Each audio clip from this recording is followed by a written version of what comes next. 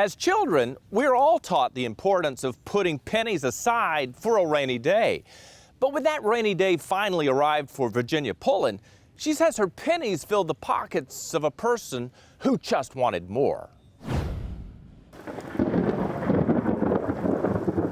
As the rain started coming down really heavy, and the power went out, and my basement flooded. Flooded because Virginia Pullen's sump pump failed. And then I said, oh my goodness.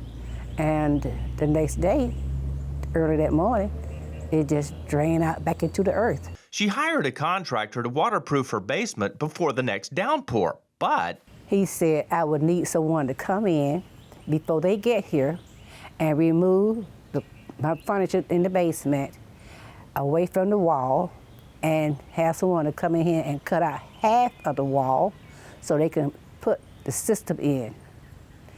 And he asked me, did I have anyone to do that? And I said, no. He said, well, I have someone that can do it for you. Feeling she could trust the recommendation, she hired that someone, sight unseen. And what started out as a demo job jumped into a full-blown tear-out, mold remediation, and remodel.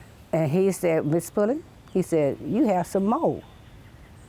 He said, well, I'm gonna have to remove all this panel right here to see how far the mold is coming up.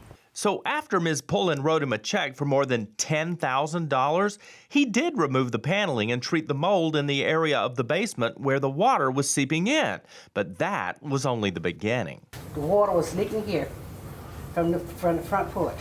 And he said, we got to tear all this out to see where it's coming from. Ms. Pullen agreed to do that, too. He said, I'll come back again, and I have my crew with me, and we're gonna finish everything up and be through with it within 3 days. But I'm gonna need the other half now. That other half would bring her total to nearly $22,000, which she paid, expecting that in 72 hours, her basement would be back to normal. But instead, 9 months have passed, and Ms. Pullen's walls are still exposed. When I called him, he tells me that he cannot do it because I don't have enough money to finish the basement. How do you feel about how you've been dealt with? I've been scammed, taken, because I'm a senior citizen, and he just probably just knew that I didn't know anything.